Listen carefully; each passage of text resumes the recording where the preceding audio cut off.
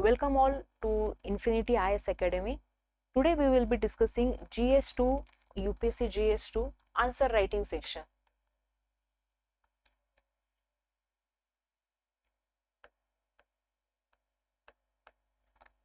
So UPSC GS2, that is the part of policies governance, polity governance and international relation. तो उसमें हम लोग देखेंगे कि जो पॉलिसी का जो पार्ट है या फिर जो गवर्नेंस पॉलिसीज या फिर जो सोशल सेक्टर सोशल जस्टिस का जो पार्ट है वो हम लोग यहाँ पे डिस्कस करेंगे कि उसमें आंसर राइटिंग के लिए अप्रोच क्या रखना है. What should be the approach for answer writing in GS2, that is governance part.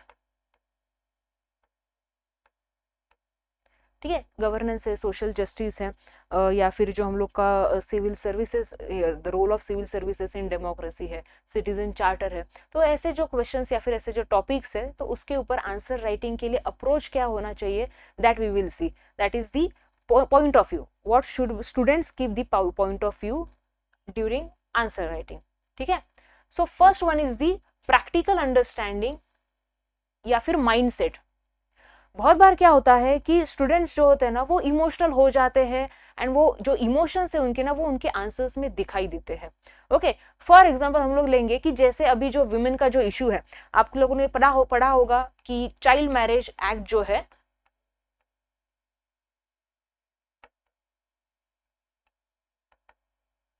तो इसका अमेंडमेंट चल रहा है, राइट. जो चाइल्ड मैरिज एक्ट है तो उसके लिए बिल हम लोग ने अमेंडमेंट बिल जो है वो पार्लियामेंट में आया हुआ है, राइट. तो इसमें क्या है, उन्होंने क्या कहा कि वुमेन का जो मैरिजेबल एज है तो वो हम लोग को क्या करना है, वो हम लोग को इंक्रीज करना है. गवर्नमेंट का कहना है कि we should increase the age of marriage of women from 18 to 21, right.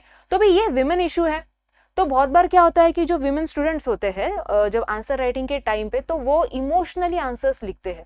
That should not happen. Okay, तो ये होना नहीं चाहिए. प्रैक्टिकल लिखना पड़ेगा कि what are the pros and cons अगर नया बिल आता है. सो सेम जैसे देखो डाउरी एक्ट है हमारे यहाँ पे, राइट. तो बहुत बार क्या होता है, डाउरी हो या फिर डोमेस्टिक वायलेंस एक्ट होता है, ये है मतलब है अभी. ठीक है, तो ये जो ऐसे एक्ट जो होते हैं ना जो विमेन पर्पस के लिए बनाए हैं या फिर उनके एम्पावरमेंट के लिए बनाए हुए हैं, तो ये एक्ट अगर हम लोग को क्वेश्चन में आता है, अगर हम लोग को टैकल करना है तो ये गलती कभी मत करो कि इमोशनली आंसर नहीं लिखना है. सो आई बीइंग अ गर्ल या फिर I being a girl aspirant, अगर मैं ऐसे देखती हूँ कि अरे नहीं हमारे यहाँ पे डोमेस्टिक वायलेंस बहुत ज्यादा होता है, घरों घरों में होता है, राइट. तो ठीक है कि उसके लिए ये एक्ट लाया गया है तो ये अच्छी बात है. लेकिन अगर कोई विमेन इस एक्ट का अगर मिसयूज कर रही है, उसके साथ ऐसे कुछ डोमेस्टिक वायलेंस हुआ नहीं है लेकिन अगर वो ऐसे बता रही है, so that is what that should also be written in this. क्योंकि उसका भी तो डेटा होगा ना, स्टैटिस्टिकल डेटा कि गवर्नमेंट जो रिलीज करती है कि इतने ऐसे कैसे फेक केसेस है, डोमेस्टिक वायलेंस के कितने फेक केसेस है, राइट. तो उसमें अगर कुछ चेंजेस लाना है, गवर्नमेंट अगर कुछ सोच रही है कि नहीं फेक केसेस इंक्रीज हो रहे हैं, तो हम लोग को क्या करना है कि इसमें कुछ थोड़ा बहुत चेंजेस लाने हैं. अगर ऐसा गवर्नमेंट का कहना है तो वैसे ही आपको प्रैक्टिकल अंडरस्टैंडिंग में मतलब आंसर राइटिंग में हम लोग को देना पड़ेगा. So being a girl aspirant आप लोग ऐसे नहीं बोल सकते कि नहीं फेक केसेस ही नहीं है या फिर बहुत कम है, तो ऐसा कभी नहीं देना है या फिर कभी नहीं लिखना. सो प्रैक्टिकल अंडरस्टैंडिंग होना जरूरी है रिगार्डिंग दिस पेपर और रिगार्डिंग दिस टॉपिक. क्योंकि इसमें हम लोग को क्या देखना है कि इसमें हम लोग को कास्ट वाइज भी देना होगा, रिलीजन वाइज भी कुछ ना कुछ तो आने वाला है, राइट. तो ये ऐसे प्रैक्टिकल अंडरस्टैंडिंग होना जरूरी है. इमोशनल बन के कभी आंसर राइटिंग मत करो, ठीक है, और वो समझ में आ जाता है. ठीक है, next is the different perspective. Okay, perspective point of view जितने में आपके पास होंगे, ओके, उतना आपको आंसर राइटिंग में मतलब आंसर आपका बोलते हैं ना कि एक बहुत ज्यादा अच्छा होगा. जैसे कि फॉर एग्जाम्पल अगेन हम लोग एग्जाम्पल सेम लेंगे कि अगर ये चाइल्ड मैरिज एक्ट जो है, prohibition of child marriage act जो 2006 में आया हुआ था, तो वो हम लोग को अमेंड करना है तो एज बढ़ानी है, राइट. एज अगर बढ़ानी है तो इसमें कुछ ना कुछ तो एडवांटेजेस होंगे या एंड डिसएडवांटेजेस होंगे. तो ये जो डिफरेंट पर्सपेक्टिव है कि बाबा एडवांटेजेस जो है तो वो क्या है, तो पर्सपेक्टिव मेरा लोगे आप, क्योंकि I am being a girl aspirant या फिर विमेन, आप मेरा पर्सपेक्टिव लोगे. आप फैमिली में जो जो माता पिता है, पेरेंट्स है, उनका पर्सपेक्टिव एक अलग होगा, राइट, या फिर सेक्शन वाइज, कास्ट वाइज जो भी हम लोग के यहाँ पे अलग अलग जो है, तो उनका भी तो पर्सपेक्टिव होना चाहिए, राइट, या फिर उन पे जो भी स्टैटिस्टिकल डेटा होगा उनका, तो वो पहले आपको याद रखना पड़ेगा कि किसमें चाइल्ड मैरिज ज्यादा है, कौन से स्टेट में ज्यादा है, राइट। तो ये डिफरेंट पर्सपेक्टिव आना जरूरी है। एंड अगेन सेम, अगर कौन सा हम लोग लिख रहे हैं कि बाबा क्या डिसएडवांटेजेस है, तो उसमें भी अलग अलग पर्सपेक्टिव होना बहुत ज्यादा जरूरी है, ठीक है। अगर आंसर राइटिंग में आप लोग एक चीज के ऊपर प्रोज एंड कॉन्स अगर आप लोग को समझो दोनों लिखना है, तो उसमें अगर आप लोग 4 पॉइंट्स अगर लिख देते हो, मतलब ये 4 और ये 4, टोटल आपके हो गए 8 पॉइंट्स, राइट। तो ऐसे 8-10 पॉइंट्स ऐसे आपके पास होना जरूरी है।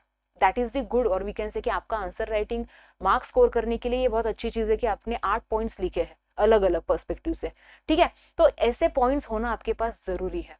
तो विमेन इश्यूज हो या फिर हम लोग के यहाँ पे अभी कास्ट, तो सबको पता है कि बहुत पुराना इशू है ये, तो ये ऐसे सोशो इकोनॉमिक या फिर सोशो डेवलपमेंट के जो भी इश्यूज होते हैं ना, उसके जो पॉइंट्स है ना, वो पहले से ही कलेक्ट करते रखो, ओके, पहले से ही कलेक्ट करके रखो, सो दैट अगर अगर क्वेश्चन आता है इसके ऊपर, हम लोगों को ज्यादा ढूंढने की जरूरत नहीं है, ओके, बुक्स में या फिर पुराने न्यूज़पेपर में ढूंढने जाने की जरूरत नहीं है। You will get it in your current notes, ठीक है। तो ऐसे पर्सपेक्टिव अलग अलग याद रखो, लिख के लो, मतलब नोट्स बना लो, okay. Then the third point is कि टू बी आइडियलिस्ट और नॉट। ये बहुत ज्यादा कंफ्यूज करने वाला पॉइंट है।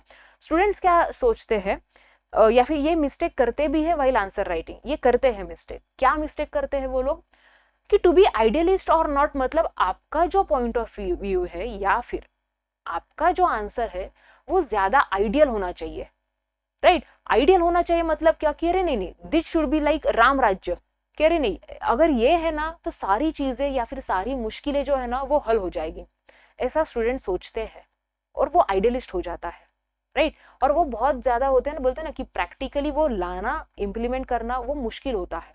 तो your point of view should not be this, idealist मत रहो। स्टूडेंट का ये कंफ्यूजन होता है, this is the main query of students की क्या करना है, आंसर्स कैसे लिखने हैं, आइडियलिस्ट होना चाहिए या नहीं होना चाहिए, ये स्टूडेंट्स सोचते हैं, राइट। तो मत रहो आइडियलिस्ट, जो है ना प्रैक्टिकली जो भी चल रहा है, चैलेंजेस हो जो भी हो, अगर क्रिटिसाइज करना है, क्वेश्चन देखो, क्रिटिसिज्म पूछा है तो वैसे करो, लेकिन आइडियलिस्ट मत बनो, right. And the next one is the last one, we can say it is the looking at the statistical data, okay. हम लोग को ऐसे लगता है कि जो डेटा है, जैसे कि हम लोग बोलेंगे परसेंटेज वाइज डेटा होता है, राइट, पॉपुलेशन का हो, गरीबी का हो, हंगर का हो, तो ये याद रखना है या नहीं, और कितना याद रखना है, राइट। अलग अलग हमारे यहाँ पे इंडेक्सेस होते हैं, जैसे कि ग्लोबल हंगर इंडेक्स है, मल्टी डायमेंशनल पावर्टी इंडेक्स है, या फिर जो हम लोग के यहाँ पे कमिटीज बिठाई गई थी, फॉर एग्जांपल जैसे पावर्टी के लिए कमिटी थी, सुरेश तेंदुलकर कमेटी हो, रंगराजन कमेटी हो, राइट। तो ऐसे कमिटीज ने जो डेटा दिया है कि कितने पॉपुलेशन हमारे यहाँ पे गरीब है, ओके, तो कितने ऐसे कमिटीज का डेटा याद रखना है और सच में रखना है या नहीं। तो मेरा कहना ये होगा आप लोगों को कि स्टैटिस्टिकल डेटा याद रखो, लेकिन जितने इंपॉर्टेंट ऑर्गेनाइजेशंस या फिर इंपॉर्टेंट कमिटीज है उनके याद रखो, ठीक है।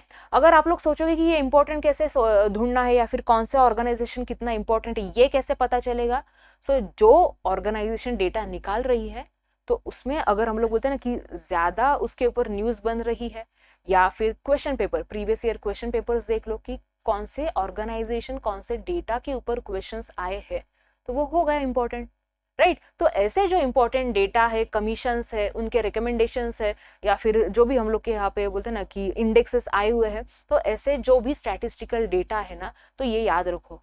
And this should be updated, हाँ, अपडेटेड डेटा होना चाहिए, ये पुराना नहीं होना चाहिए। जैसे कि हर साल इंडेक्स नया आता है, हर साल नहीं लेकिन जो भी इंडेक्स है, डिपेंड करता है कि हर साल है, 2 साल में एक बार है, तो जो भी लेटेस्ट है 2021, 2020, अभी 2022 चल रहा है, तो जो भी आएगा ना तो वो लेटेस्ट होना चाहिए, अपडेटेड होना चाहिए।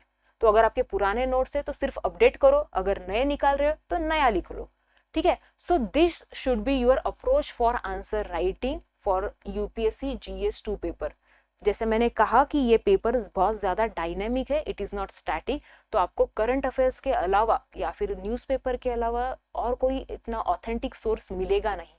तो डिपेंड ऑन न्यूज़पेपर, रोज़ के जो करंट अफेयर्स सॉरी एडिटोरियल जो आते हैं वो देख लो। अगर हमारे यहाँ पे गवर्नेंस पे जो भी टॉपिक आया है तो उसके ऊपर नोट्स निकाल लो, ठीक है। So this was for today, thank you.